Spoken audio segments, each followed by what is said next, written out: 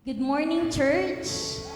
I'm glad to see you here this morning, mga kapatid. So today po, let us be reminded that this is the day that the Lord has made for us to worship Him in spirit and in truth. So right now, inaanyahan ko po kayo na tumayo, ang bawat isa, and let us prepare our hearts, let us prepare our minds, let us prepare our souls. Sabihin mo sa sarili mo today that I will worship you, God. I will praise you today, Lord God. Not just today, but you will declare that the Lord will move today in your hearts, in your life. And at this moment, let us set our hearts. Let us seek God's presence today. At this very moment, let us ask Him to dwell, na bumaba ang presensya ng Panginoon at samahan tayo sa pagdidiwang at pag-worship sa Kanya. So church, I know that there are problems, I know that there are remaining tasks at home, but let us set aside those things and let us concentrate, let us focus our minds, our hearts in seeking God's presence, God's move, God's touch in your hearts. Come on, church. Continue to seek God's presence today. Continue to seek His face. Huwag kang pumayag, huwag kang mahiya, katabi. And continue to worship Him, continue to speak to Him. So let us pray. Heavenly Father, we thank you, Lord God. We thank you, Lord God, for this wonderful day, Lord, that you have given to us.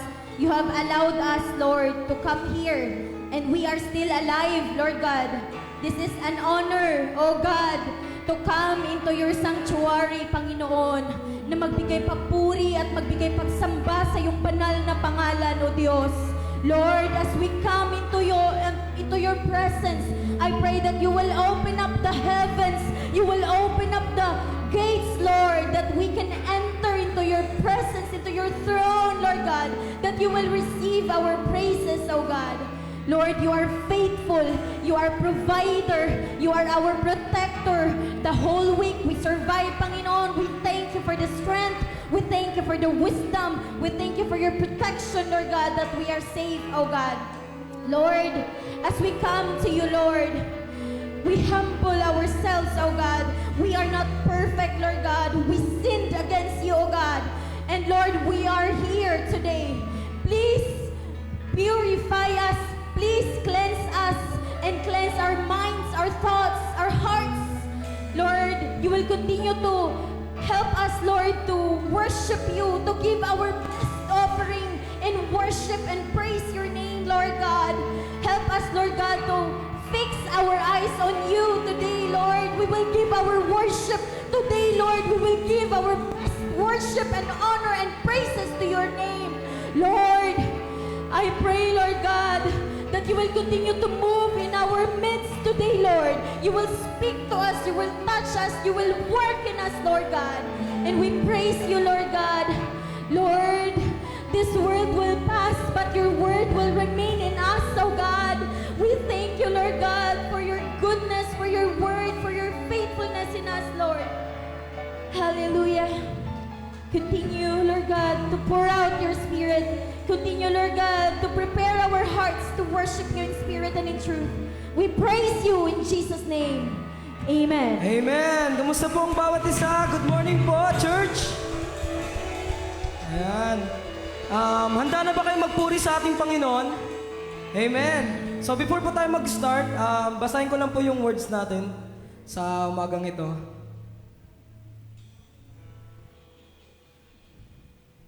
So sa Psalm 95 verse 1 po to 3, come let us sing for joy to the Lord.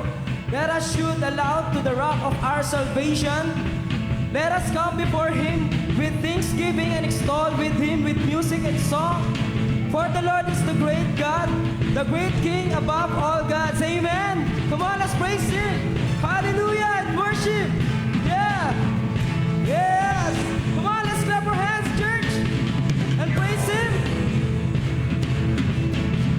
Yeah.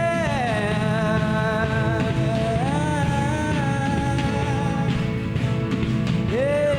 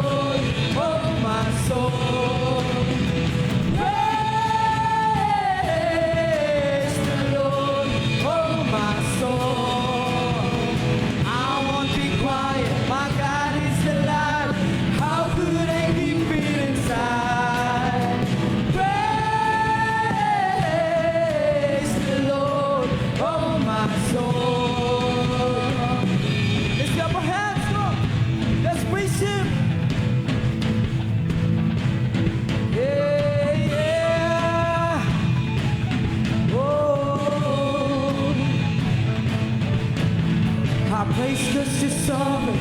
Praise 'cause you reign. Praise 'cause you rose and defeated the grave. I praise 'cause you're faithful. Praise 'cause you're true. Praise 'cause there's nobody greater than you.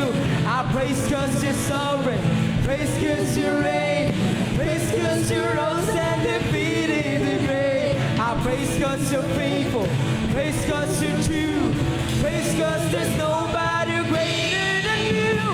Praise the Lord, oh my soul. Come on, church. Praise the Lord, oh my soul. Praise the Lord, oh my soul. Praise the Lord, oh my soul. I won't be quiet. I won't be quiet. My God is alive. How could I keep it inside? I won't be quiet. My God is alive. So how could I keep it inside? I won't be quiet. My God is alive. How could I keep it inside? Praise the Lord, oh my soul. Praise the Lord, oh my soul.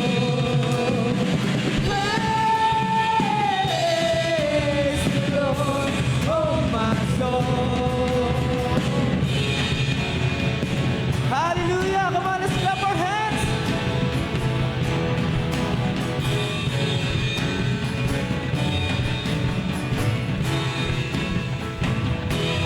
Yes, God, thank you, God. Come on, church.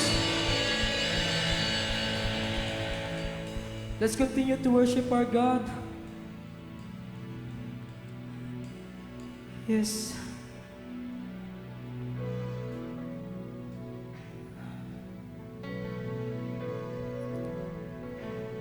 We need you, God.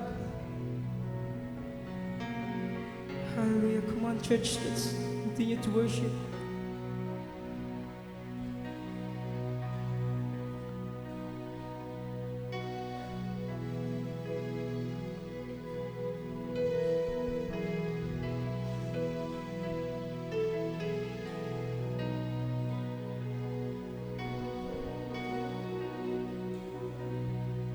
Yes, Jesus.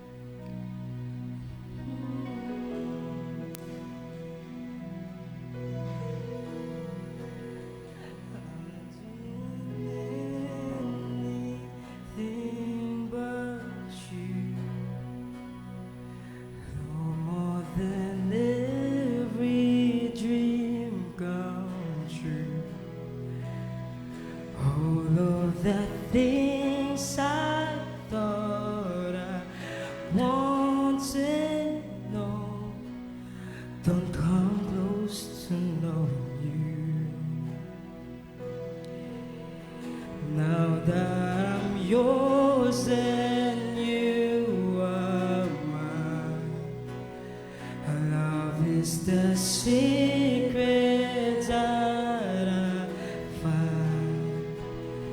Has been forever in the pleasure I found.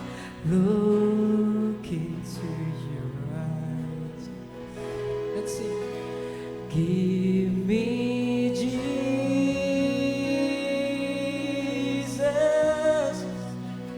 Give me Jesus.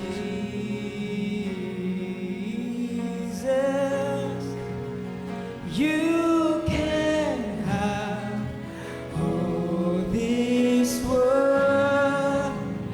You can have all this world.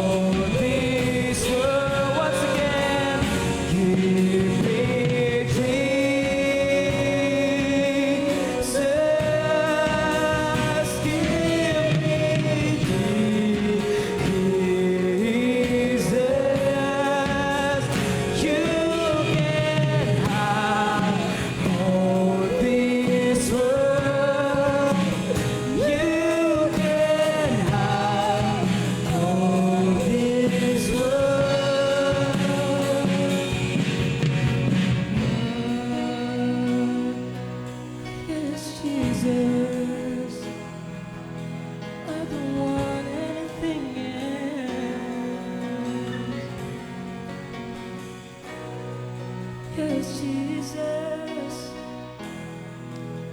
Yes, Jesus. Oh, Lord. Oh, I don't want anything else. I don't want anything else. You are my one thing. You are my one thing. I don't want anyone else. I don't need anything else. You are my one thing. You are my one thing. I don't want anyone else. I don't need anything else.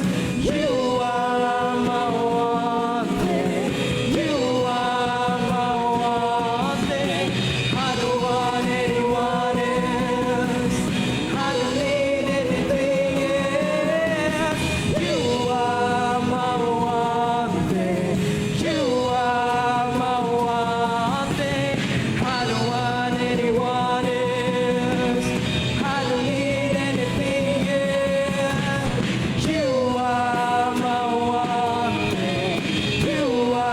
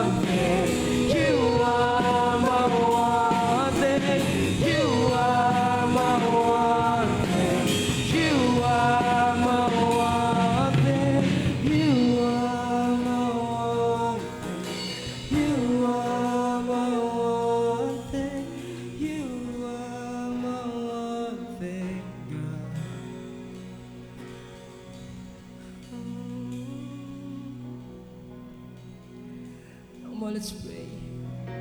Let's continue to worship our God.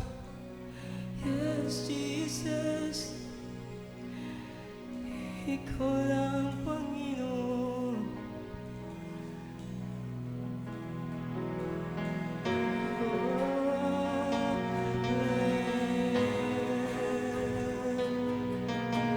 Come on, let's worship our God.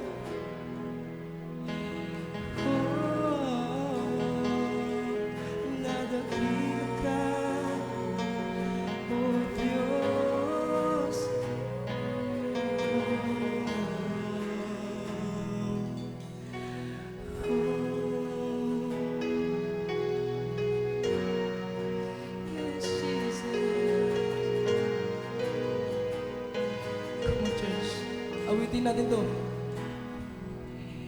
Your name is the highest. Your name is the greatest. Your name stands above them all. All thrones and dominions, of powers and positions, your name stands above them all. Your name is the highest, your name is the greatest, your name stands above them all. Oh, thrones and dominions, all powers and positions, your name stands above them all. Your name is the highest, your name is the greatest, your name stands above them all. All thrones and dominions, all powers and positions, your name stands above them all. Your name is the highest, your name is the greatest, your name stands above them all. All thrones and dominions, all powers and positions, your name. Come on, church, and the angels cry, holy, all creation cry, holy, you are lifted high, holy forever. Hear your people sing, holy, to the King of Kings. Holy, you will always be. Holy, holy forever. Say your name. Your name is the highest, your name is the greatest, your name stands above them all.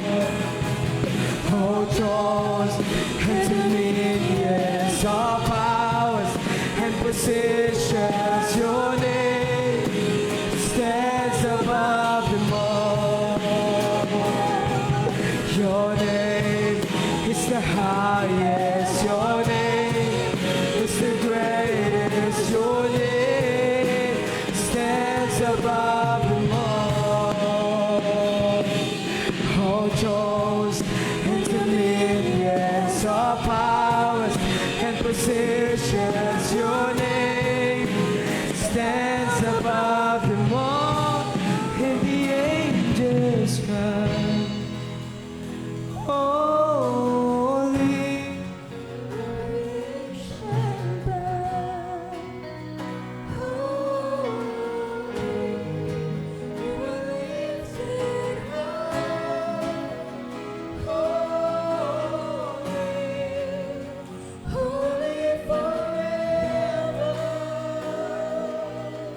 hear your people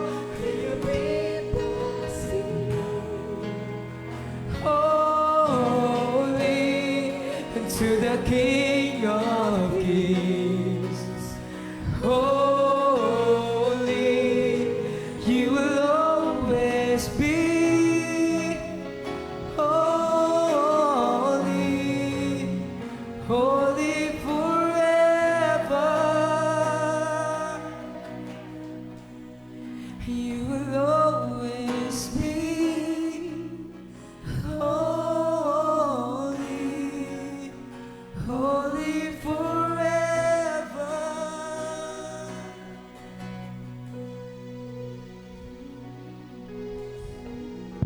Isaiah chapter 40 verse 25 says, "To whom will you compare me? Who is my equal?" asked the Holy One. Look up into the heavens, who created the stars. He brings them all like an army, one after another, calling each by its name because of its great power and incomparable strength. Not a single one is missing. O Jacob, how can you say the Lord does not see your trouble? O Israel, how can you say God ignores your rights? Have you never heard? Have you never understood? The Lord is everlasting God, the creator of the earth. He never grows weak or weary. No one can measure the depths of His understanding. Hallelujah. Wala tayong pwede ikumpara sa kapangyarihan ng Panginoon sa umagang ito.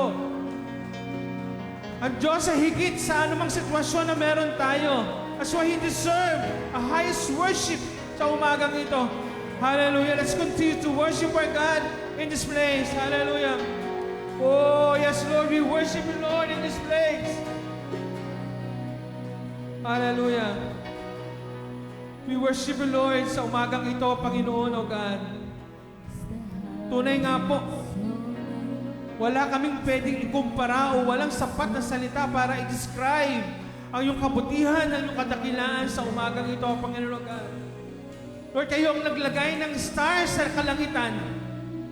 At alam nyo ang bawat isa sa kanila, Panginoon. That's why sa umagang ito, ika'y aming sinasamba ng buong buo, Panginoon, O God. Lord, all creations will worship you, will honor you, Lord, sa umagang ito, Panginoon, O God. Salamat po sa iyong kabutihan, sa opportunity na kami po ay makasamba sa iyo sa umagang ito, Panginoon, O God. Continue to speak to us, Lord, as we study, Lord, habang pinag-aaralan namin ang iyong mga salita at sinasamba ka namin sa umagang ito. Alam po namin na ang bawat puso namin ay kinakatagpo niyo, Panginoon, O God. Kaya, Panginoon, patuloy ka namin sasambahin sa umagang ito, Panginoon, at bibigyan ng mataas na kaluwalhatian. Whatever our circumstances, Lord, ano man yung aming pinagdaraanan, Lord, hindi ito yung gagambala sa amin upang hindi ka namin sambahin sa umagang ito, Panginoon. Salamat po sa umagang ito. Ito pong aming dalangin sa tayong pangalan lamang na iyak na si Jesus. Amen and amen. Palakpak po natin ang Panginoon.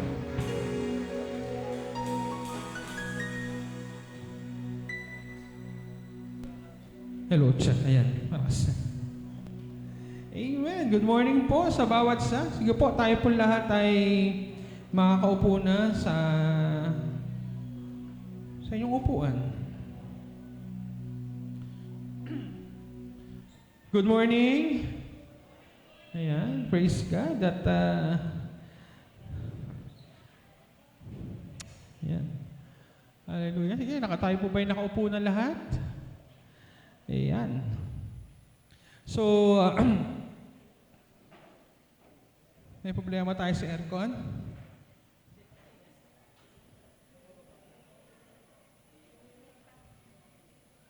Mainit.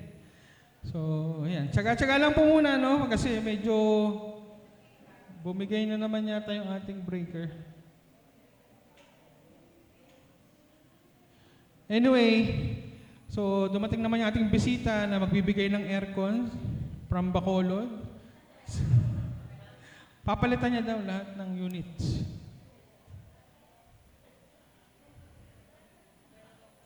Ayan, sige. Okay na. Paypay na lang muna tayo. O talagang mainit lang talaga. Actually, parang summer nga lately, ano. Itong mga nagdaang araw, talagang parang ang init na naman. Sabi ko, ano ba? Dapat ano na simoy Pasko na. Amen po ba? Naamoy niyo po ba yung simoy Pasko? Nung bata-bata kami, pag ganito mga panahon na, mga especially November, parang iba yung atmosphere pag ganitong mga panahon na. Pero ngayon parang mainit no? Parang climate change nga. Ano. Anyway, lately po, tayo mga Pilipino o itong bansa natin ay galit na dahil sa korupsyon. Alam mo ba? Alam nyo na yan, at parang nakakasawa na siyang pakinggan sa balita at parang walang nangyayari. At totoo, no? At kung titingnan natin, no, isi-survey natin yung damdamin ng mga Pilipino, talaga naman kagalit-galit yung korupsyon na nangyayari sa ating Pilipinas. Sabi nga, hindi naman pala mahirap ang Pilipinas. Di ba? Imagine mo, trillions yung ninanakaw. Hindi mahirap ang Pilipinas sa dami ng pera. Kaya lang, medyo may kumukuha lang ng mga ilang mga tao. Pero more than sa pera, no, kung bakit nagagalit ang mga tao, more than dun sa perang ninakaw, I do believe, isa sa mga kinakagalit ng maraming Pilipino ngayon ay yung pagkasira ng kanilang tiwalang ibinigay sa mga ibinoto nilang leaders. Di ba? Masakit na ang isang tao na pinagkatiwalaan mo ay sinira yung tiwala na ibinigay mo. Ewan ko ba? Sa kahit anong relasyon, sa buhay mag-asawa man yan, sa kumpanya man o sa pagkakaibigan, kapag ang tiwala ay nasira, medyo mahirap siyang ibalik. Di ba? Sa ating mga tao, napakahalaga ng salitang tiwala. Kaya nga, yun ang ikinasakit ng damdamin ng maraming tao ngayon. Dahil yung tiwala, binoto nila, alam nila na ito yung magdadala sa kanila sa magandang Pilipinas. Pero, sila yung mga tao na medyo sinira yung ating pagtitiwala. At maging sa atin naman, sabi ko nga, sa kahit anong relasyon, kapag ang tiwala ay nawala, medyo mahirap nang ibalik. So napakahalaga ng salitang trust o pagtitiwala. Kung sa ating mga tao ay napakahalaga ng salitang tiwala. 100% ako'y naniniwala, lalo't higit sa ating Panginoon, ang salitang pagtitiwala ay napakahalaga. Amen ba? You cannot worship the Lord without trust. Di ba? Kahit gaano kung balentong ang gawin mo sa simbahang ito, mag-uumikot ka man dyan, mag-uumiyak ka man dyan, pero kung wala kang tiwala sa Diyos, wala din. Kasi yun ang pinakapundasyon ng relasyon natin sa Diyos, yung pagtitiwala. We cannot worship the Lord, we cannot serve the Lord without trusting Him. Sabi ko nga, sa tao, sa atin, napakahalaga ng tiwala, lalo't higit sa ating Panginoon. Kasi sa konteksto ng Diyos, kapag ang trust ay pinag-uusapan natin sa panahon ng Diyos, iba yung tingin niya sa trust. Iba yung pananaw ng Panginoon o perspektibo ng Panginoon when it comes sa salitang tiwala. Sa tao, binigay lang natin tiwala. Sa gobyerno nga, di naman tayo kilala ng taong binoto natin eh. Pero nagagalit tayo. Pero, may pakialam ba siya sa atin? Wala. Pero sa Diyos, kapag nagtiwala tayo sa Kanya, it talks about our totality. It talks about kapag sinabi ng Diyos, yung word na tiwala, ang pinag-uusapan natin ay meron kang isang malalim na relasyon sa Diyos. Hindi lang basta ibinigay mo yung tiwala mo sa Kanya, ang tingin sa iyo ng Diyos, meron siyang malalim na relasyon sa iyo. So, mabigat o malalim ang pananaw ng Panginoon. Napakahalaga sa pananaw ng Panginoon ang salitang pagtitiwala. Kaya nga, napakalaking issue niyan sa buhay ng mga Israelite, yung salitang tiwala. When we say sa konteksto ng Panginoon, tiwala, bukod sa pagbibigay ng ating totality sa Panginoon, yung parang, pag sinabi mong nagtitiwala ka sa Diyos, dapat nakikita sa kabuuan mo yung sinasabi mong you trust the Lord. Halimbawa, idol mo si Vilma. Ang tawag sa iyo ay napakatanda napakatanda ng sabi ng mga gents, pakialam ko kay Vilma. Wala pa siya na yun ang aming inabutan. Natural, kung Vilmanians ka, hindi madala kang manood ng pelikula ni kasi ibig sabihin, kung sino yung pinaniniwalaan mo, na-embody mo, yung tinitingala mong artista. The same with our trust. When we say we trust our God, hindi lang basta nagtiwala ka sa Diyos, kakibat niyan, dapat nakikita sa buong pagkatao mo kung sino at kung ano yung pinagtitiwalaan mo. Kung sinabi mo ang Diyos mo ay pinagtitiwalaan mo, dapat nakikita rin sa'yo kung ano yung karakter nung pinagtitiwalaan mo. Kaya napakabigat sa ating Panginoon yung salitang tiwala. That's why on Isaiah chapter 40 verse 31, kung may Bible po kayo, yun po yung ating titignan sa umagang ito. Isaiah chapter 40 verse 31. Napakagandang bersikulo na ating titignan. Tingnan natin kung ano sinasabi ng Panginoon when it comes sa trust. Sabi ng Isaiah 40:31, "But those who trust in the Lord will find new strength. They will soar high on wings like eagles. They will run and not grow weary. They will walk and not faint." But those, ulitin ko po, but those who trust in the Lord will find new strength. They will soar high on wings like eagles. They will run, not go weary and faint. So napakagandang pangako ng Panginoon, no? Sa lahat daw na nagtitiwala sa Diyos, sa lahat ng ibinibigay yung kanilang trust sa Panginoon, sabi ng salita ng Panginoon, siya ay magkakaroon ng bagong lakas, lilipad tulad ng isang agila, di mapapagod. Napakagandang pangako para sa isang tao na nagtitiwala sa ating Panginoon. Pero bago ito maranasan ng bansang Israelites, mahalaga na makita muna ng bansang Israel at maging tayo yung punto de vista ng ating Panginoon kung bakit niya sinulat ang Book of Isaiah. The main issue in isang apat na araw lang sa Bacolod, naging ano na. In Book of Isaiah, the main issue sa book na yan ay yung salitang tiwala. Ito po, ang bansang Israel ay may tiwala naman sa Diyos. Naniniwala po ba kayo? Kilala nila ang Diyos. And I do believe 100% they trust our God. The problem with that trust, hindi buo. Same with us. Walang magsasabi sa akin dito na hindi siya nagtitiwala sa Diyos. Kaya nga kayo na dito di ba? Sumasamba sa Diyos. Pero ang tanong, gaano kabuo yung ating tiwala sa Diyos? Madaling magsabi ng tiwala tayo sa Diyos, lalo na kapag nasa loob ng church. Pero nagre-reflect ba yung trust na yan kapag ikaw na lang mag-isa sa lugar na ginagalawan mo? Kasi that's the problem with the Israelites. May tiwala sila sa Diyos, I do believe, mahal nila ang Diyos. But yung trust nila ay partial. Again, partial trust is still disobedience. Still, hindi pa rin siya buo sa paningin ng ating Panginoon. Ulitin ko, ang pananaw ng Panginoon pagdating sa tiwala, kailangan buo.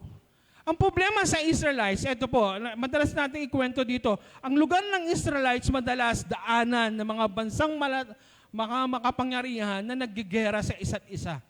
So kung ako yung Israel, nandito yung Assyria, at nandito yung Egypt, maggegerahan tong dalawang bansang ito, wala silang ibang dadaanan kundi bansang Israel. Ito mga bansang Israel naman, ang gagawin nila, they trust the Lord, pero natatakot sila sa bansang Assyria kasi makapangyarihan yan, at kapag dumaan sila, sila ay pwedeng masira. So ang gagawin ng Israelites, ibibigay nila yung kanilang loyalty at trust sa bansang Assyria, na pakiramdam nila ay magbibigay sa kanila ng proteksyon at pag-iingat during the war. So yung trust nila, sa halip na ibigay nila sa Diyos, ibinibigay nila sa paningin nila, sa mga bansang akala nila, ay magbibigay sa kanila ng proteksyon at probisyon sa gitna ng kanilang sitwasyon na nakakaharap. That's the main problem ng Book of Isaiah. May tiwala ang Israel, pero hindi buo. Kapag nandiyan na yung problema, mas pinipili nila magtiwala sa easy way o sa shortcut. Napakaramdam natin na ito ang magbibigay sa atin ng kalutasan sa problema na ating pinagdaraanan. That's why ipinadala niya si Propeta Isaiah sa kanila para sabihin, hello, Israel, remember your God. Don't trust to mga bansang nakapaligid sa inyo. That's why isinulat niya itong pinadala niya si Isaiah sa Israelites. And isa sa problema pa, isa sa kinasasakit ng puso ng Panginoon sa Israel, ito pa. Kaya sabi ko sa inyo, yung trust napakahalaga sa Panginoon. The moment yung Israel ay piniling magtiwala sa mga bansa, hindi lang naman yung tiwala ang ibinigay nila. Ano pong problema pa nila doon? Hindi lang yung trust ang issue doon, kundi kung sino yung Diyos ng bansang kanilang papanigan, remember, masakit yun sa Panginoon. Kung sino yung pinagtitiwalaan nilang bansa na akala nila magbibigay sa kanila ng lakas, kung sino yung Diyos ng bansang yon, sasambahin din nila. Gaanong kasakit ito sa puso ng ating Panginoon? Sabi ko sa inyo, tayo, masakit pag nasira yung trust, di ba? Yung ibinigay mo yung tiwala mo, buong buo, ibinigay mo lahat ng gusto mong ibigay sa Kanya para lang hindi masira yung relationship nyo. Pero and yet, eto siya, binaliwala yung ibinigay mong trust. I remember si Hosea. Si Hosea, isang propeta, isang matinong tao, may dignidad na tao, kilala sa lipunan. Inutusan siya ng Diyos, imagine this, isang propeta na may kilala sa society. Inutusan siya ng Diyos na mag-asawa ng isang prostitute. Kahit ako ay byudo, hindi ako mag-aasawa ng prostitute. Sa real talk, di ba? Walang lalaki na pipiliin na mapangasawa ay isang asawa o isang babae na unfaithful, na alam mo na unfaithful. Pero inutusan niya si Hosea na mag-asawa ng unfaithful. At buong pusong sinunod ni Hosea. Hinango niya, actually sa istorya niya sa Book of Isaiah, binili niya yung kontrata ng babae para, kasi nagtatrabaho sa club, may kontrata yon, binayaran niya yan para lang gawin niyang asawa. Imagine yung kahihiyan na meron si Hosea. Pero sa kabila nun, nagkaanak silang tatlo, si Loro-Ami, ano nga mga pangalan? Tatlo yun eh. Loro-Ama, yun yung mga pangalan na yun. And yet, eto siya, eto yung babae, sa kabila ng faithfulness na ibinigay ni Hosea, muli, bumalik yung babae sa pinagtatrabahuan niya. Gaanong kasakit ito kay Hosea? That's the main reason kung bakit niya inutusan si Hosea. Gustong makita ng Panginoon kung ano yung nararamdaman niya. Every time na ang bansang Israel ay nagiging unfaithful sa kanya.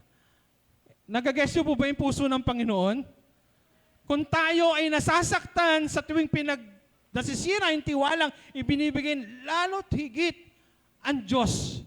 Nasasaktan siya sa tuwing ang kanyang anak ay hindi buo yung pagtitiwalang binibigay ng anak niya sa kanya. Masakit ito sa Panginoon. That's why ipinadala niya si Propeta Isaiah. Actually, kalahati ng Book of Isaiah ay patungkol sa consequences. Dahil sa katigasan ng ulo ng Israel, hinayaan ng Diyos na masakop ng iba-ibang bansa ang Israel.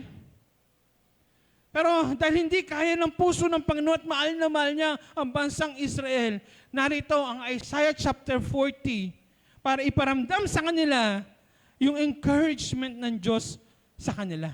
Imagine this, kahit gaanong sakit ang ibinibigay natin sa Diyos, narito yung Diyos, laging handang magpatawad. Kung iisipin natin yun, parang, oh Lord, parang hindi na ako worthy doon sa love na ibinibigay mo sa akin. Pero dahil sa kalakihan ng pagmamahal ng Diyos sa atin, lagi at palagi, may restorasyong inihahanda ang Diyos para sa atin. That's why Isaiah chapter 40, ibinuksan ng Panginoon yung kanyang puso sa Israel, eto, kapag nagtiwala ka sa akin, eto yung mararanasan mo. Ano yung mga ipinangako ng Panginoon sa Israel once they trust the Lord. The Lord prepare great things for those who trust Him. Una, new strength. Kapag ang anak ng Diyos ay pinili niyang magtiwala sa Diyos, unang matatanggap niya o unang nakapaloob doon sa trust na ibinigay ng Panginoon sa kanya ay bagong kalakasan. Bakit? Ang bansang Israel ay pinili magtiwala sa Assyria o sa mga bansang akala nila ay magbibigay sa kanila ng kalakasan, proteksyon. Pero yung lakas na nakukuha nila doon sa pinagtitiwalaan nila ay very temporary lang. Pansamantala lang na lakas, nauubos. Tingnan nyo po yun, kapag pinili natin magtiwala sa mga akala natin magbibigay sa atin ng lakas, may limitasyon yan. Yung bansang Assyria, hindi naman talaga mabait yan. Nagiging mabait lang sila dahil may nakukuha sila sa'yo. Di ba? Paano kung hindi mo na ibigay yan?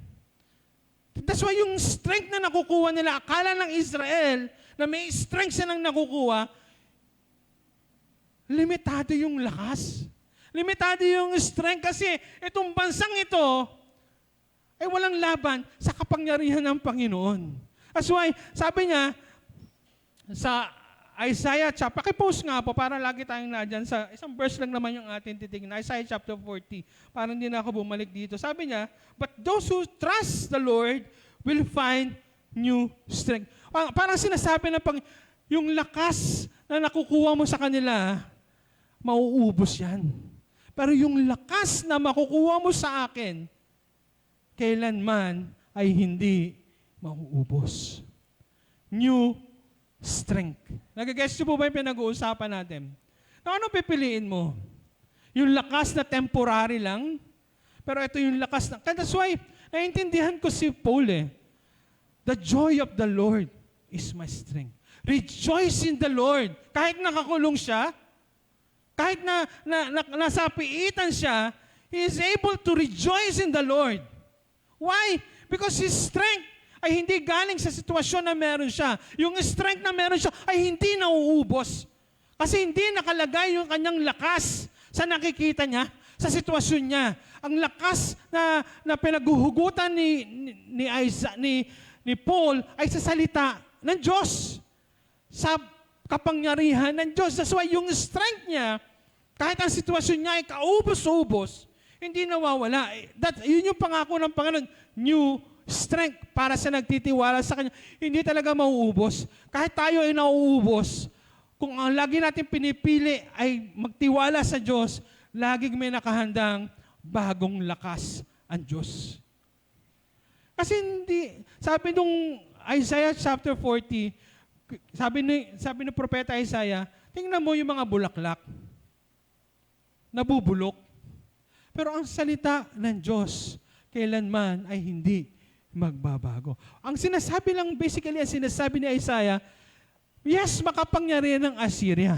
Pero darating yung time, iiwanan ka niya sa ere. At yung akala mong lakas na meron ka, mawawala yan.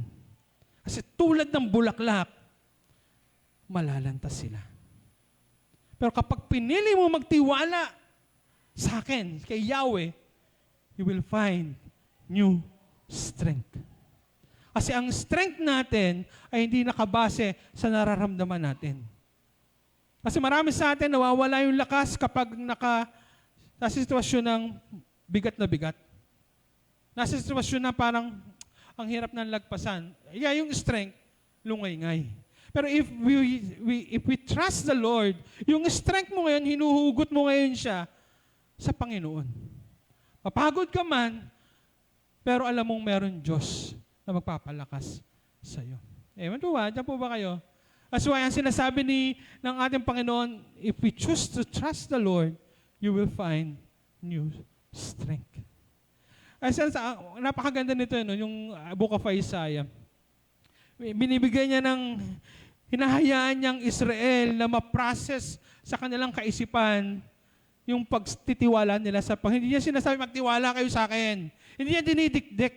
Hinahayaan niyang mag-process sa isip ng bansang. Makita, kasi tayo mga tao, no, minsan hindi tayo logical na eh.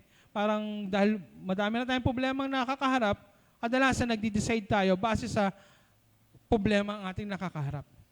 At dito sa Isaiah, hinahayaan ng ating Panginoon na maproseso sa kaisipan ng bansang Israel yung kanilang pagtitiwala sa ating Panginoon. They will find new strength. Hindi tulad ng pagtitiwala ng mga Israelites sa mga bansang nakapaligid sa kanila. Those who trust the Lord, yung source ng kanilang strength, sabi ko nga, ay nasa salita ng ating Panginoon. Wala tayong ibang aasahan. Sa government natin, nung una nga, parang ayoko nang manood ng balita eh. To be honest, may mga kasi may mga ibinoto ko na kapatiran natin. Siyempre kapatiran natin yun. Ibig sabihin, malapit sa puso natin. Pero mali. Kaya dito, kaya sa madismaya ako dito, hugutin ko na lang yung pag-asa na merong pagbabago mangyari sa bansang ito sa kapangyarihan ng Panginoon. Nag-guess niyo po ba yun? Pinakita lang ng Panginoon na wala sa tao ang pag-asenso ng bansang ito. Nasa Diyos. Kahit sino pang Poncio Pilato, wag nating ibigay, ito, hindi, nasa Diyos. Let's find our hope and strength sa ating Panginoon. Kasi ang Israelites, yun ang kanilang ginagawa eh. Akala nila, dahil makapangyarihan ng Assyria, doon sila kakampi. At kapag naramdaman nilang nanghihina ang Assyria, sa Egypt sila kakampi ngayon. Asalan niyo po yung Israel. Itong mga bansang Israel, nakita nila kung gaano makapangyarihan ng Panginoon. Hinati ang dagat, nakita nila yon. Kung paano sila pakainin ng Panginoon sa disyerto, nakita nila yon. And yet, eto sila, mas pinipili na magtiwala sa mga bansa. Kaya, nauubos yung kanilang lakas. At sinasabi ng Panginoon sa kanila, if we choose to trust the Lord, you will find new strength. Pangalawang meron, every time we trust the Lord, isa pa sa maganda na kapag pinipili natin magtiwala sa Panginoon, ay yung salitang breakthrough. Trusting the Lord will lead us to breakthrough. Minsan talaga, ay yung binasa natin, no, sabi na para kang isang agila na lilipad ng mataas. Diba? You will soar high, they will soar high on wings like eagles. Kinumpara ni Propeta Isaiah ang mga taong nagtitiwala sa Panginoon parang tulad ng isang agila. They will soar on wings like eagle. At isa sa mga ugali ng eagle, kapag bagyo, hindi sila pababa. Yung lipad nila hindi pababa. Kundi sisikapin ng eagle na lumagpas, umibabaw doon sa clouds of typhoon para mas makita nila yung kabuang pictures na kanilang nakakaharap. Now, nandun po yung breakthrough. Minsan talaga may mga mahahabang araw sa buhay natin na parang ang hirap lagpasan. Pero kapatid, just trust the Lord. Kasi may breakthrough if we choose to trust the Lord. Kasi pag nag-focus tayo sa weaknesses o sa circumstansyang ating nakakaharap, kadalasan talaga, panghihinaan tayo. Madalas kapag ang paningin natin ay nakatingin sa bigat na ating kinakarap, malilimitahan yung ating galaw, malilimitahan yung ating mga plano sa ating buhay. Mahirapan tayong maglakad, mahirapan tayong mag-isip ng tama, kasi mas ang nakikita natin, laki ng problema. Pero dito, nais ng Diyos na ibigay natin ang ating pagtitiwala sa Panginoon in order for us to receive our breakthrough. No trust, no breakthrough. Kung gusto mong tumagal sa disyerto, huwag kang magtiwala sa Diyos. Yun ang naman yung sinasabi ng Panginoon sa atin. Kung gusto mo makaranas ng disyerto, huwag kang magtiwala sa Diyos. Pero kung gusto mo ng breakthrough, lumagpas ka doon sa kinalalagyan na meron ka ngayon, your trust will lead you to your breakthrough. Kasi hindi hahayaan ng Diyos na manatili ka dyan sa kanilalagyan mo. Ang Israel, hindi naman talaga nais ng Diyos na ang maging destiny ng Israel ay disyerto. Di ba? Umpisa pa lang, ang gusto na ng Panginoon sa kanila ay promised land. Ang kailangan lang nilang gawin ay magtiwala sa Diyos. Pinadaan sila sa disyerto. Dapat ilang araw lang yan. Pero dahil matigas yung ulo ng Israel, humaba yung kanilang lakbayin sa discourse. Dapat actually ilang araw lang yan. Pero dahil hindi sila, hindi buo yung kanilang tiwala sa Panginoon, hindi sila nakakaranas ng breakthrough. So sa umagang ito, ini-encourage tayo ng Diyos na ibigay natin ang ating tiwala sa Panginoon ng buong buo para maranasan natin yung breakthrough na nilaan ng Diyos sa atin. Kapatid, huwag kayong susuko. Kami, 7 years kaming dumaan sa pagkakasakit ng asawa ko. Alam nyo naman yung istorya ng asawa ko. Hindi 1 buwan lang yun. 7 taon, kung gano'ng kaedad ng aking anak, 10 na po siya eh. So 7 taon namin pinagdaanan yung sakit na yon. Pero sa loob ng sakit na yon, we experience breakthrough upon breakthrough. Nakwento na natin yung istorya na yan dito. Pero minsan talaga, yung sa pagdaan ng sitwasyon natin na mabigat, minsan talaga bibitaw tayo eh. Kasi nga, limitado tayo. Yung lakas natin, yung pag-asa natin, yung katinuan ng ating pag-iisip, sometimes sa pagdaan natin sa mabibigat na sitwasyon, talagang nakakabaliw isipin. Pero agad sina-challenge tayo na po, just trust the Lord, whatever circumstances na meron ka, kasi yung breakthrough ay nandoon. And true enough, mabigat man yung aming journey na yon, pero all throughout that journey, we see God's miracle. We see God's provision. We see God's new strength. Hindi nagkulang ang Diyos sa amin doon sa journey na yon. Minsan may mga moment na umiiyak ako sa Panginoon, Lord, kailan ba itong matatapos? Gusto ko pagising ko, magaling na yung asawa ko. Pero hindi. Pero at the end of the day, sabi ko, ganito man yung sitwasyon namin, pinipili namin magtiwala sa iyo. And dinala kami ng Panginoon sa mga himala ng Diyos. Although kinuha ng Diyos ang aking asawa, pero natapos ng asawa ko yung kanyang misyon ng maayos. Sabi ko sa asawa ko, saludo ko sa iyo, Mami. Kasi ginawa mo yung mission mo. Nakita namin yung provision. Sabi ko nga sa inyo, 7 years hindi kami nangutang. Hindi kami nabaon sa utang. Na-survive namin yung 7 taon na gamutan at himala. Ngayon, eto ngayon po, yung himala hanggang ngayon ay nararanasan namin mag-ama. Through that circumstances, we were able to travel na libre. May pocket money. May binibigay ang Diyos. Yun yung sinasabi nating breakthrough. If we always choose to trust the Lord, may breakthrough. Kaya, mga kapatid, walang bitawan. Yes, mahirap yung sitwasyon nyo. Hindi ko man alam yung sitwasyon nyo, pero huwag kang bibitaw. Wala tayong po pwedeng gawin, kundi lumipad sa taas. Hindi tayo pwedeng bumaba. Kasi wala tayong makikita sa baba. Puro frustration lang yan. Kaya nga, kinumpara rito nung propeta, they will soar high on wings like eagle. Kinumpara tayo sa isang eagle na lumipad pataas. Alam niyo po ba yung word na eagle? Ibinigay yan ng Diyos sa akin yung salitang adler. Bago ako pumunta ng Bacolod, may sinabi ang Panginoon, adler. Sabi ko, anong adler? Research ko sa internet, adler is a German word for eagle. So hindi ko alam kung para kanino yung salitang adler niya. Kaya pinost ko nga sa FB ko eh. Kasi hindi ko alam kung kanino ko siya ibibigay. Ang sabi ng adler, ang sabi ng definition, siya ay simbolo ng katatagan, siya ay simbolo ng kalakasan at kapangyarihan. So kanino kaya ito?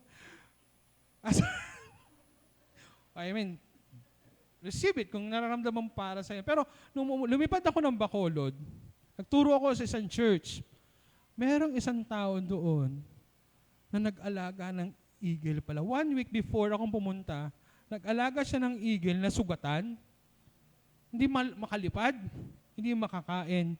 Ang ginawa niya, inalagaan niya ito at hanggang sa yung agila ay makarecover. At mismo siya ay may problema. Tulad ko, na-demanda siya, falsification. Hindi ko alam, hindi ko siya kilala. At talagang DPWH employee siya. Actually, mataas yung position niya sa DPWH Bacolod. Nadimanda siya ng mayor at hindi niya alam kung ano ang kanyang gagawin. Habang ako nagtuturo, hindi siya mapakali. Sa upuan, yan nakaupo kay Lawrence. Hindi siya mapakali. Tayo siya ng tayo, labas siya ng labas, babalik sa upuan, makikinig. Hindi siya mapakali. Kasi pakiramdam niya, para sa kanya yung salitang other. Hindi niya ma-comprehend sa kaisipan niya, paano ako magiging larawan ng katatagan, larawan ng kapangyarihan, kung ako mismo ay down na down.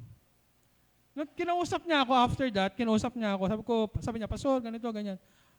Para sa iyo yun. You have to trust the Lord. Yes, hindi mo nakikita yung sitwasyon mo ngayon.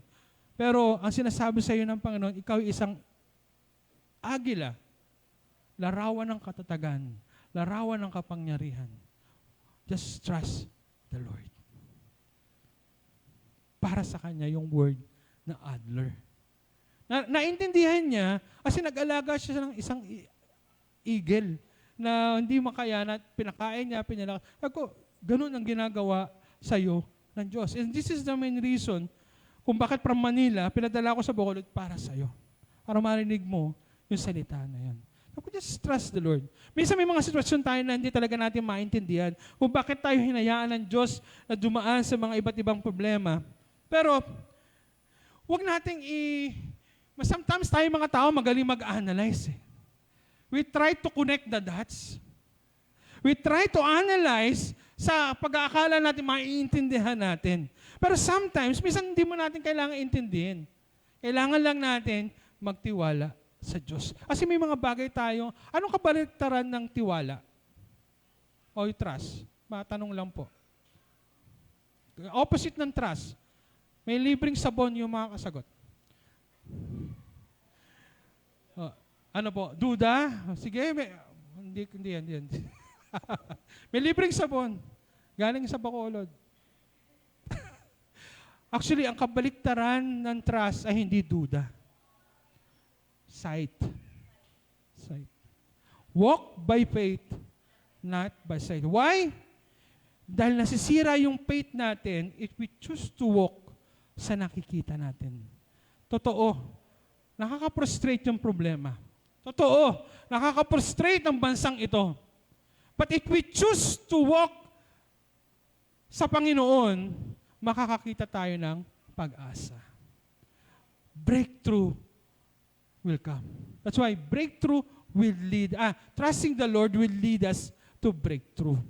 Kahit gaanong kasagwa yung sitwasyon o walang kapag-asahan tayo nakikita, just trust the Lord.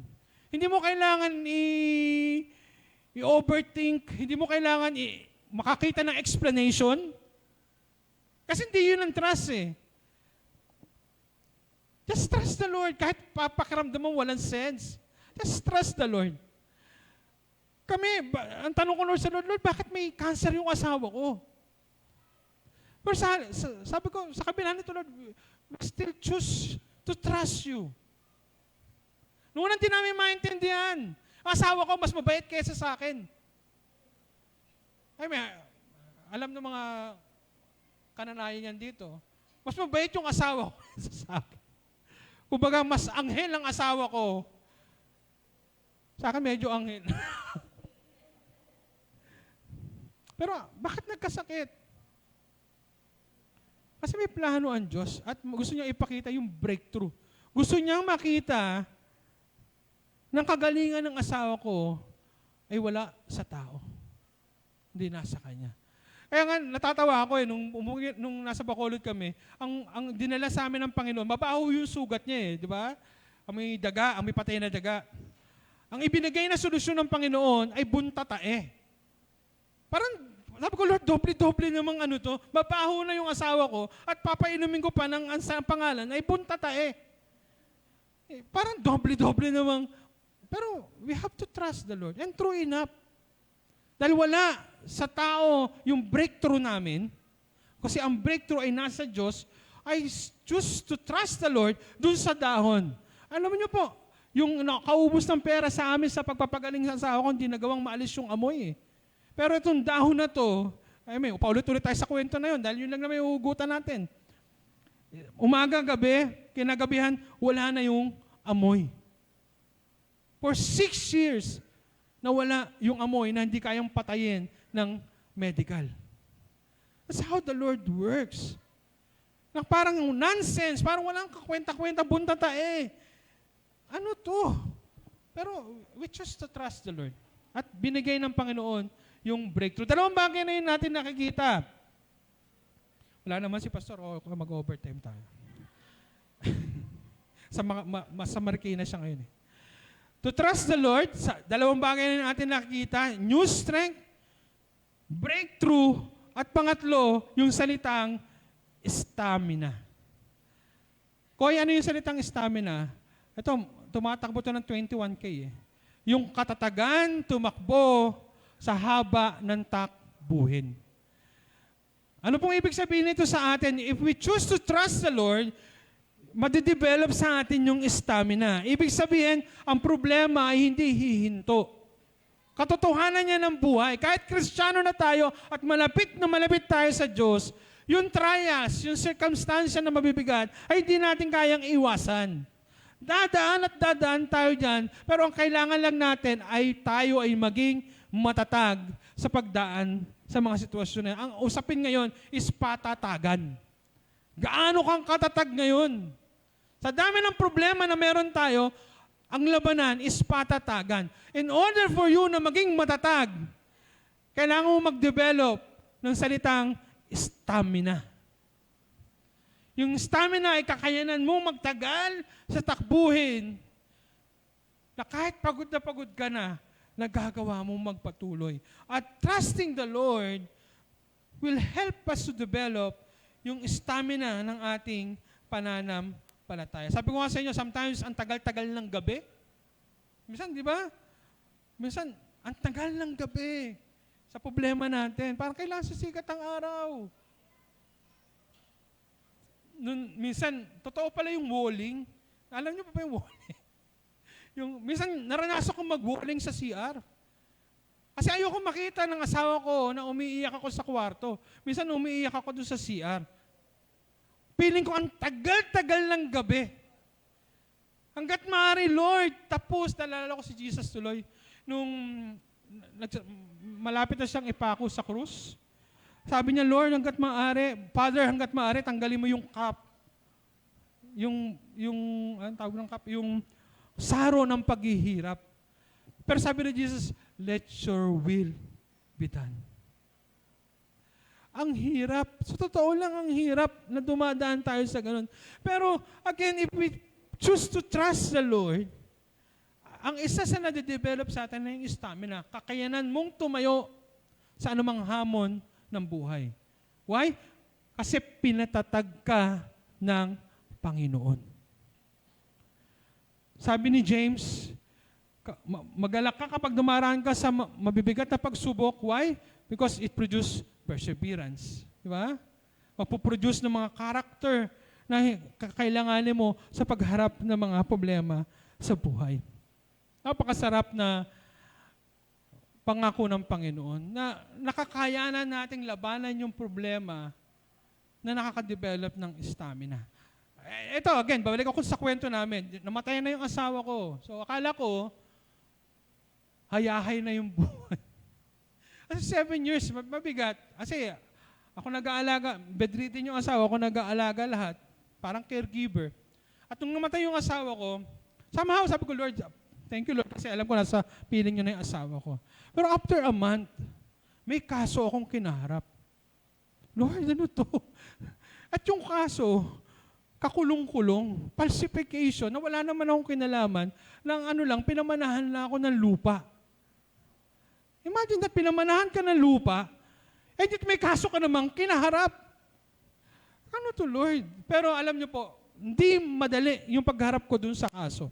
Alam to ng iba na nakukwento ko na talagang na-depress ako dun sa sitwasyon. Pero ang nakapagpalakas sa akin ay hugutin ko yung ginawa ng Diyos sa buhay namin mag-asawa.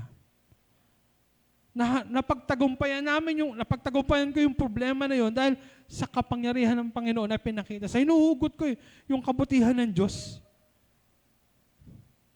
Nagawa kami ipagtanggol ng Diyos sa city prosecutor, nag-file ng motion for reconsideration, nag-file sa regional trial court. Ako, artista ba kami? Bakit nakakarating kami sa trial court, sa regional? Pero God is good. Sa tingin ng tao, guilty kami. Kahit ako, by the documents, we are guilty. Kasi may pirma doon na ang nakapirma, may pirma doon na ang pumirma ay yung patay na may-ari. So, kaya falsification siya. By the documents, kasi kami ang makikinabang nung lote, by the documents, guilty kami. Pero once the Lord, if you choose to trust the Lord, even sa tingin ng tao ay imposible. Pero sa Panginoon, we found not guilty. Walang probable cause na nakita sa amin o sa akin para kami idemanda ng falsification. Kahit na sa tingin ng mga abogado, sa tingin ng tao ay guilty ka, pero sa kapangyarihan ng Panginoon, kapag pinili mong magtiwala sa Panginoon, breakthrough will come. Both regional and city prosecutor, walang nakita sa amin prima facie evidence. Walang probable cause, lack of merit. See, mahirap yung pinagdaanan. Mahirap yung ating pinagdadaanan. But kung pinipili lagi magtiwala sa Diyos, makikita natin yung pagkilos ng Diyos. Ang kailangan lang natin, just give it to the Lord. Lord, may 2 bansa man nagigera, hindi. Ang kapayapaan ko nasa inyo. Ang proteksyon ko ay nasa inyo. Ang kalakasan namin ay nasa inyo. Malalakas man itong mga bansang ito, malalaki man yung problema namin nakakarap, mabigat man sa paningin ko itong problemang ito, pero pinipili namin sa umagang ito na magtiwala sa iyo. Amen po ba? Sabi ko nga sa inyo, itong Book of Isaiah, hindi niya pinagdudulan sa Israel, magtiwala kayo sa akin. Ang sinasabi, ganito, hiramin ko si Ian, halika ganito Ian, dito ka. Ganito ginagawa ni, kunin mo yung upuan mo, sir. I-hypnotize ko lang ito. Ay, magmamagic pala. Hindi, parang ganito po ginagawa ng Panginoon. O yan, may problema, di ba? So, sabihin ng Panginoon sa kanya, hindi niya sabihin ng Lord, magtiwala ka sa akin. Kasi hindi na pa-process yun ni Ian dahil may problema siya.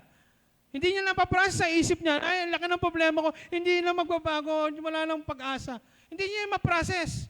Ang sasabihin ng Panginoon, iyan, tingnan mo yung langit. Kunyari si Lord yung nagsasalita. Tingnan mo yung langit. Sino gumawa niyan? Pansinin nyo, nagpa-process sa kaisipan niya yung kapangyarihan ng ating Panginoon. Tingnan mo yung bulaklak. Darating yung araw, yung bulaklak na yan ay malalanta. Pero tingnan mo itong salita ng Diyos. So, pansinin nyo, pinapakita ng Panginoon sa Israel o kay Ian, yung kapangyarihan niya, hindi niya pinipilit. Kasi trust, it talks about our decision. Yes, the Lord is all-powerful. Alam natin yan. Pero ang tanong, ikaw ba ay buo yung decision mo? Kasi hanggat hindi kumbinsido yung kabuuan mo, hindi tiwala yun sa Diyos. That's why, napakaganda nung picture na pinapakita sa Book of Isaiah. Tingnan mo yung star. Isa-isa yung nilagay ng Diyos. Ni isa ay hindi pumalya. Di ba? Pansinin nyo yun, hindi niya sinabi, ako gumawa niyan, ako naglagay niyan. Hindi sinabi yun ng Panginoon. Kasi gusto ng Diyos na ma-process sa ating kaisipan.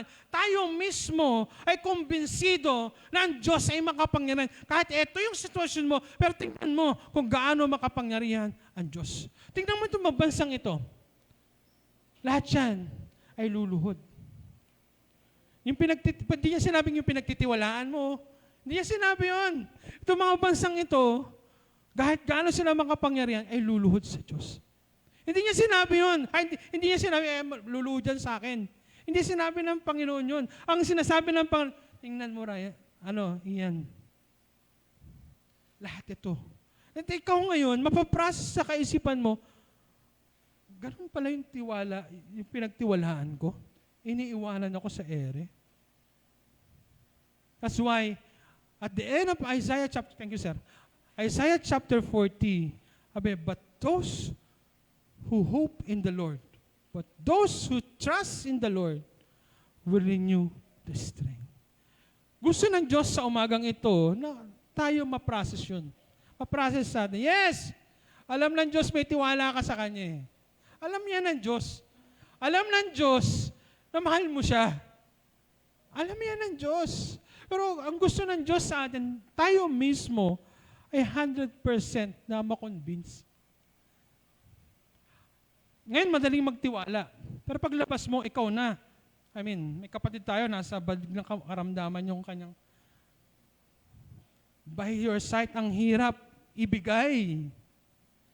Pero, walk by faith. Okay. Tayo po lahat ito mayo sa umagang ito. Yes, may mga sitwasyon tayong mabibigat. Pero gusto ng Diyos sa umagang ito, no, na bitawan natin yung akala natin magbibigay sa atin ng kapag-asahan. Just give it to the Lord. Yun lang. Just surrender everything to our God. Pwede ba natin awitin yung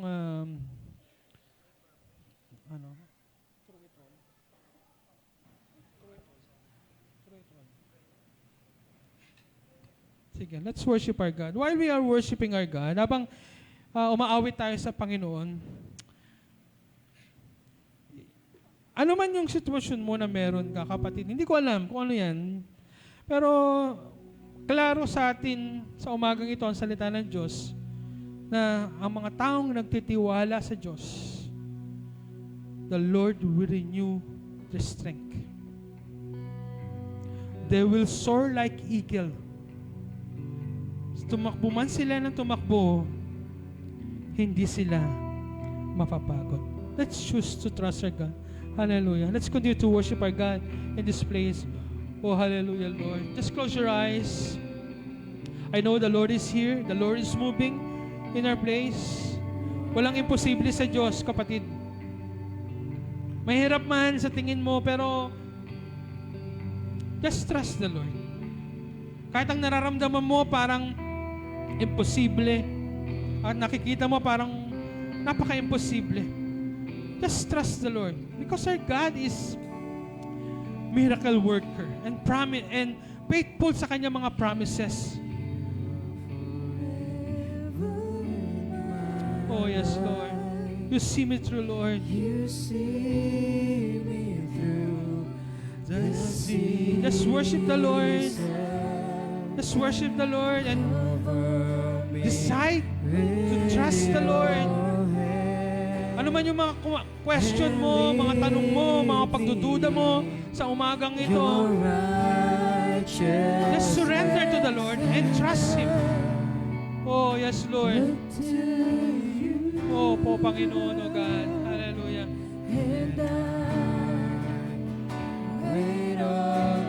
Oh, yes, Lord. That's why we can sing. I'll sing to you, Lord, a hymn of love for your faithfulness. Oh, hallelujah. Yes, Lord. Sa umagang ito, Panginoon, pinipili namin magtiwala sa iyo. Sa umagang ito, we place everything in your feet, Lord. Awitin natin sa umpisa. Hallelujah. You are forever in my life, Lord. Oh, hallelujah. We worship you, Lord, in this place. Hallelujah. You are forever in my life. Because you see us, Lord, in every seasons ng aming mga buhay, Panginoon. Oh, yes, Lord. Cover me with your hands. Let's worship the Lord. Oh po, Panginoon. Your righteousness. And I look to you. Oh, yes, Lord. Hallelujah.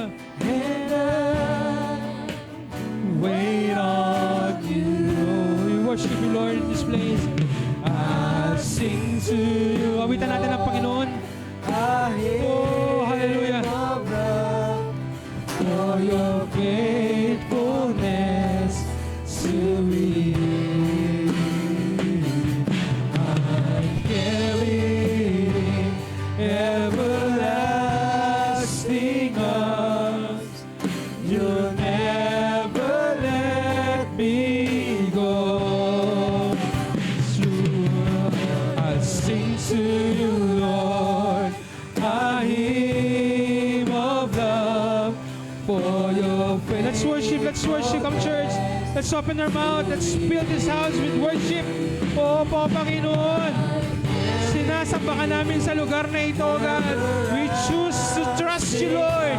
Kahit ang aming nakikita ay imposible, pinipili namin magtiwala sa iyo sa umagang ito.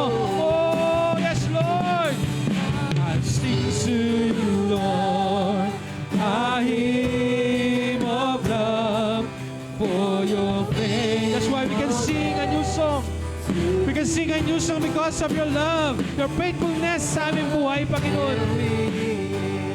Everlasting arms, you never let me go. Through it all. Oh yes, Lord. Hallelujah. We worship you, Lord, sa umagang ito, Panginoon.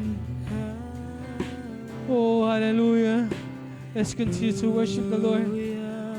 Let's talk to the Lord. Sa umagang ito, pwede mo siyang kausapin personal. Pwede kang magsumbong sa Panginoon, pwede mong ibigay, ibuhos sa Kanya yung kabigatan mo. Talk to Him personally. It's between you and God. Oh, yes, Lord. Come, sir, let's worship. Oh, hallelujah. Ibigay mo lahat ng kabigatan mo sa Panginoon mo sa umagang ito. Yes, Lord. Hallelujah. Oh, hallelujah, Lord Jesus.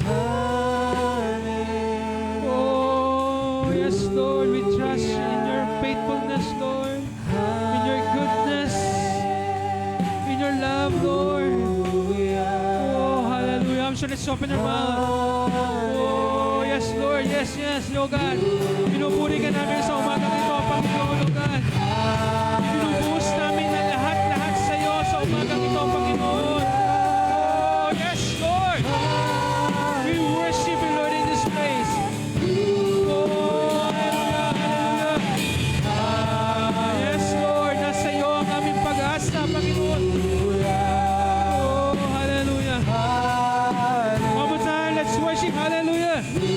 Oh, po, Panginoon.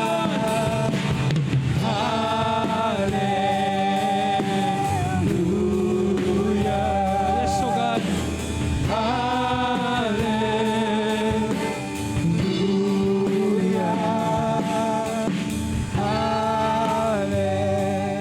Oh, yes, Lord. Oh, hallelujah, Lord Jesus. Opo, Panginoon, sa umagang ito, alam nyo yung aming mga kalalagayan, Panginoon. Alam nyo yung mga sitwasyon na meron kami sa umagang ito, Panginoon. Alam nyo yung mga bigat na aming pinagdaraanan sa umagang ito, Lord. Yung takot, yung pangamba na meron kami sa aming mga puso. Pero sa kabila ng yun, Panginoon, narinig namin ng yung salita. That's why, pinipili namin sa umagang ito na magtiwala sa inyo, Panginoon. Ilagay lahat-lahat sa kamay niyo, Panginoon, O God. Lord, sinusuko namin ito lahat sa iyo, Panginoon. This time, Lord, kayo muna, Lord. Yakapin niyo ang bawat isa sa amin ng inyong pagmamahal, Panginoon, Lord. Lord, kung meron sa amin ang nawawalan na ng lakas, nawawalan ng pag-asa, Panginoon, Lord, hayaan niyo siyang maramdaman niya ang yakap niyo sa umagang ito. Lord, palakasin niyo siya, Panginoon. Palakasin niyo sila, Panginoon. Comfort them, Lord. Buhayin niyo yung pag-asa nila sa kanilang puso sa umagang ito, Panginoon. Oh God, kumilos kayo sa aming mga kalalagayan, Panginoon. Kayo yung aming pag-asa. Oh yes, Lord. Hallelujah. Yes. Let's have some moment of silence. Let's talk to our God.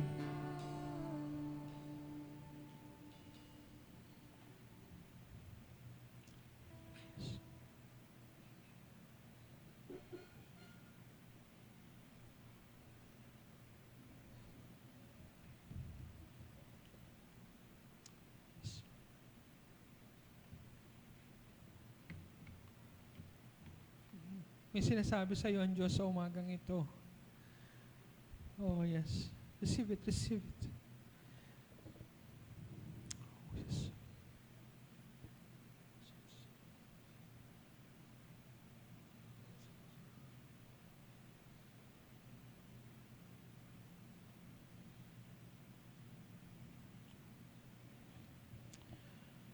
Oh, yes. Hallelujah, Lord. Tinatanggap namin, Panginoon, anumang salita na ibinigay niyo sa amin, Panginoon. Lord, we receive it. Yung kagalingan, yung pangako ng kagalingan. Lord, tinatanggap namin ang pangako ng kalakasan. Lord, tinatanggap namin yung pangako ng breakthrough sa aming buhay. Lord, tinatanggap namin yung bagong pag-asa, Panginoon, O God. Lord, tinatanggap namin yung katugunan sa aming mga panalangin sa umagang ito, Panginoon. Lord Jesus, God. Salamat po sa umagang ito, God. Purihin ka sa umagang ito, God. Hallelujah, Lord Jesus, God. Oh, yes, Lord. Purihin ka, Panginoon. Sige po, pwede pa tayong manalangin. Let's spend this time sa pananalangin sa Panginoon. Kahit hindi na tayo mag-groupings, just talk to our God.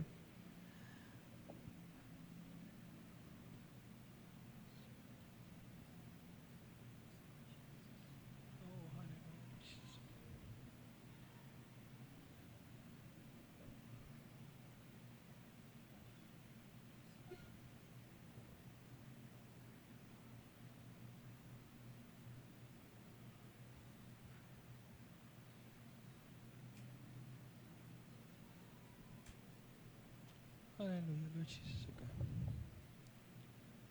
Yes, Lord Jesus, O God.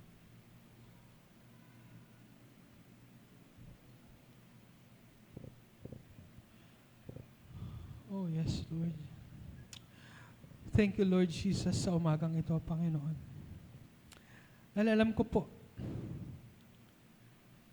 may inilalagay kayo sa puso namin, Panginoon, O God. Bagong lakas, breakthrough, Lord, and stamina. Lord, salamat sa iyong salita na aming narinig, Panginoon. Salamat sa pagkilos niyo sa aming buhay, Panginoon. Salamat po sa katapatan niyo sa amin, Panginoon, Lord. Sa kabila ng aming mga kakulangan, sa kabila ng aming unfaithfulness, Lord. Still, pinapakita niyo ang iyong pagmamahal niyo sa amin, Panginoon. Yung restorations, Lord. Your love, Lord. Your grace, Lord. Lagi niyong binubuhos sa amin, O God. Kaya sa umagang ito, Panginoon, dalangin ko yung aking nasa kaliwa. Let's pray para sa kanya, yung nasa inyong left hand. Let's pray sa kanya sa oras na ito. Oh, yes, Lord, dalangin ko siya sa umagang ito. Whatever prayer request o panalangin niya sa kanyang puso, ito po itugunin niyo, Panginoon God. Maging yung aking nasa kanan, Panginoon Lord, I pray for them. Blessing upon blessing, Lord. Kagalingan, Panginoon, ay ibuhos niyo sa kanilang tahanan, O God. Lord, breakthrough yung kanilang pinapanalangin na malagpasan nila yung kanilang sitwasyon, Lord. Alam niyo ito, Panginoon, O God, at hindi niyo hayaan na manatili kami doon sa mababang lugar, Panginoon. Lord, nilalagay niyo kami sa mataas na posisyon in order for us to see our breakthrough, Lord, to see your power, Lord, to see your love, your kindness sa aming buhay, Panginoon, O God. At hindi niyo kami hinahayaan na mabuhay sa kababaan, Panginoon, O God. Lord, dalahin ko itong katabi kong ito na pagpalain niyo sila. Yung aking nasa likod, yung aking nasa harap, Lord. We speak blessings sa kanila sa oras na ito, Panginoon, O God. Lord, kalakasan sa kanilang pananampalataya, Lord. Kalakasan sa kanilang physical, Lord. Lord, yung himala, yung miracles, Lord, alam ko, ibubuhos niyo sa kanilang tahanan sa umagang ito, Panginoon, O God. Lord, salamat po sa araw na ito na pinagkaloob niyo sa amin, O God. Lord, tulad ng isang agila, kami lilipad ng may kalayaan, O God. Larawan ng katatagan. Larawan ng kapangyarihan niyo, Panginoon, O God. Salamat po sa umagang ito, O God. Pagpalain niyo po ang bawat isa. Ito po ang aming dalangin at ang aking pangalan lamang ng anak na si Jesus. Amen and amen. Hallelujah. Amen. Hallelujah. Glory. Maraming salamat po, Pastor Andy, sa yung sarap na mensahe na inabot ni Lord para sa atin. So mga kapatid, kahit sobrang bigat na po ng nararamdaman natin, let us promise to God na isurrender po natin yun lahat sa Panginoon. And siya na po ang bahala. So let us be reminded that we will never fight this battle alone. God is with us and He will fight for us. So, He knows how to make us feel deeply loved and cared. So, if things are too heavy, let us surrender it all to God. He is able, He is more than powerful, who can help us. So, ngayon po, mapalad po tayo dahil meron po tayong bisita at kapatid ngayong kasama, si Benji Gorgonio. Inaanyahan kita na tumayo. Thank you. Can you please remain standing? I'll offer a prayer. So wala man kaming mabigay sa'yo na material thing, pero I want all of us to pray for him. Pwede po ba natin gawin yon? Let us pray for Benji. So Heavenly Father, Lord, thank you po sa buhay ni Benji, Panginoon. Mapalad po kami at thankful kami, Lord God, na dinala mo po siya dito, Panginoon, sa sanctuary ito. At hindi po ito aksidente na nandito siya, Panginoon, na matanggap niya ang salita mo, Panginoon. And I pray, Lord God, that you will continue to be with him, Lord God, and protect him always, Lord. And God, you will bless him mightily, Lord God. We thank you, Lord, in Jesus' name. Amen. Thank you so much for coming with us today. And tinatawag ko po si Tita Ami Cruz para po ipanalangin ang ating offering.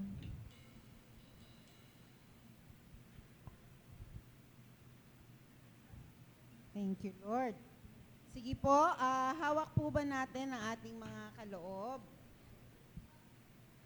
So, yung mga wala pa pong sobre, meron po tayong sobre dyan sa likod kay Ate Lilis. Sige po, sabay-sabay po nating ipanalangin ang ating mga kaloob.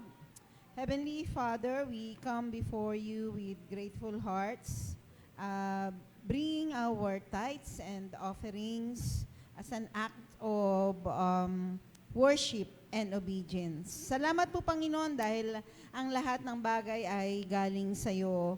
At alam namin, Panginoon, na itong mga portion ng kaloob mo, Panginoon, sa amin ay ibinabalik namin sa iyo as a sign of our trust and love. Salamat po, Panginoon. May you bless each one na nakapagbigay at even doon sa mga gustong makapagkaloob pero sila ay walang kakayanan na makapagbigay. Bless them, Panginoon. At nawa, Panginoon, ang mga kaloob na to ay magamit para sa iyong bahay-sambahan, sa iyong ubasan.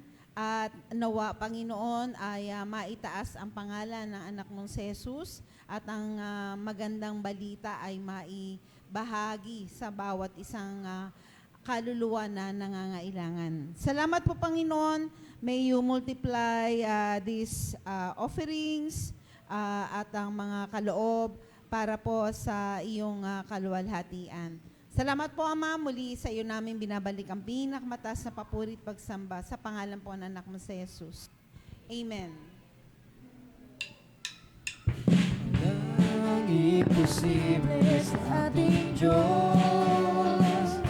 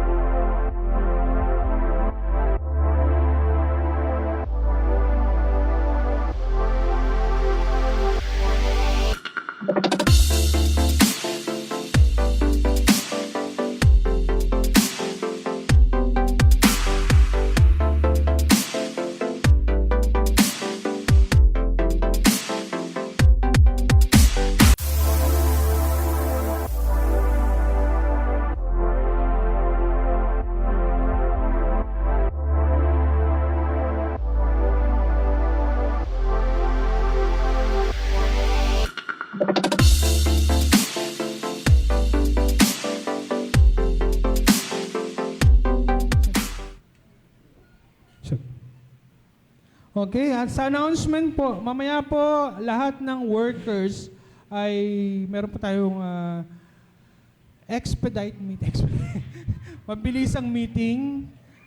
Mamaya po, saglit lang po after service. Wala na po tayong groupings sa umagang ito dahil just enjoy the presence of the Lord. So, tayo po lahat ay tumayo sa umagang ito. Meron po tayong agad meeting ha, mag-aalis ha, yung mga workers. Ito po ang sinasabi ng Panginoon sa atin. Let us all stand and let us raise our hands to our God. Tanggapin natin ang salita at pangako ng Panginoon sa ating Panginoon. May the Lord bless you and protect you. May the Lord smile on you and be gracious to you. May the Lord show you His favor and give you His peace. Tanggapin po natin ang pagpapala ng Panginoon. Opo, Panginoon, salamat po sa iyong salita at pangako sa amin, Panginoon God. As we raise our hands, Lord, tanda ng aming pagtanggap sa lahat ng pangako nyo sa aming buhay. Tinatanggap namin lahat ng ito sa pangalan ng iyong anak na si Yesu Cristo. Ito pong aming dalangin. Amen, amen. God bless you, everyone. See you on next Sunday. Ingat po sa pag-uwi sa probinsya. May announcement po. Oh, so, yun. Gusto rin namin batiin, special ngayon, si Ate Libay. Siya ay nagdiriwang ng kanyang kaarawan. God bless you, Ate. Asa si Ate Libay? Happy birthday. Wow, galing talaga sa CR.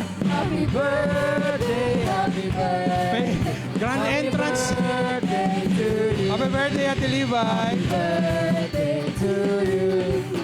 Happy birthday to you. Happy Meron pa nagdiriwang ng kaarawan ngayong October. Happy birthday. October na, Ate Libay. Yung aking anak, October, 18. October 18 yung aking anak. Sino pa October? So, God bless. Dito muna, pag-pray muna natin sila. May mga birthday, dito muna. Sige, anak, dito ka na. Sige. Sige, pag-pray muna natin sila bago tayo umuwi. Ingat po kayo sa probinsya, no? Pag-uwi nyo. Ito na, pray muna tayo dito. May mga birthday, anniversaries. Dito. October. Sige. Let's raise our hands to them. Meron pa. Si Lance, birthday din ni Lance. Si Ian, birthday din. So, sige, let's lay hands to them. And let's pray. Father God, thank you sa iyong biyaya ng buhay na pinagkaloob niyo sa aming mga kapatid. Salamat po sa iyong katapatan sa kanila. Sa bagong buhay na pinagkaloob niyo, Lord, kami po ay buong puso nagpapasalamat sa kanila. In behalf of this church, Lord, we pray for them, for your protection, for your favor. Be upon them, Lord. I-boost niyo po ang pagpapala niyo sa kanila. Whatever ipuin na kanilang kamay ay magiging pagpapala, Panginoon. Magiging silang channel of blessing sa mga taong kanilang makakasalamuha. Lord, magandang kalusugan ay pagkaloob niyo sa kanila sa oras pong ito, God. Salamat po. Ito pong aming dalangin sa pangalan ni Anak ni Jesus. Amen and amen. And also, ipag-pray din natin si Tatay Dionisio, no? Tatay po natin of now, nasa hospital pa din. Ay, ano pa, birthday ni Ate. Oh, walang uwian, hindi tayo uwi. Ana? Okay, God bless. Sige po, ipag-pray natin si Ate nito na Ate Nits. So, para po sa inyong kalaman, 1 month na sa hospital si Tatay Dionisio. So, amen? Alam ko ang church na ito ay naniniwala sa kapangyarihan ng Panginoon. Naniniwala po ba kayo doon? Let's pray and let's declare breakthrough of healing kay Tatay Dionisio. Again, let's raise our hands sa buhay nila at Ninita. Oh God, Father God, O Panginoon, kami naniniwala sa iyo, God.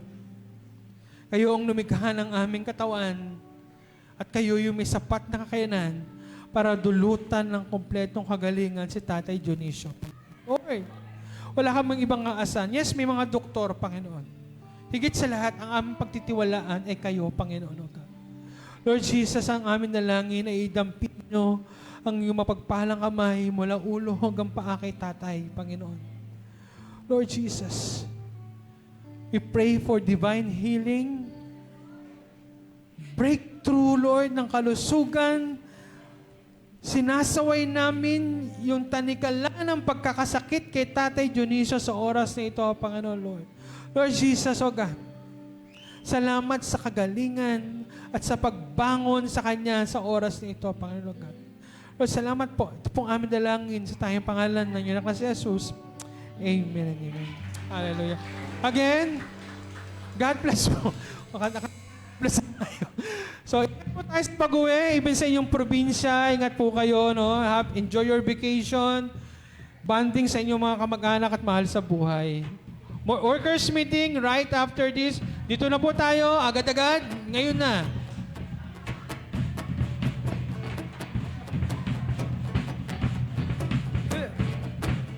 Come on, church.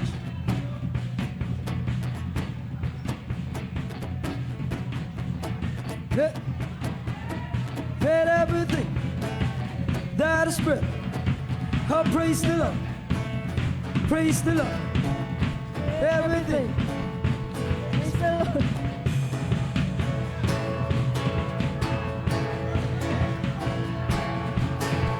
I praise in the valley.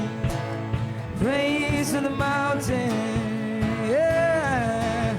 I praise when I'm sure, praise when I'm doubting. I praise when I'm numbered, praise is surrounded, yeah. 'Cause praise is the waters my enemies drowning.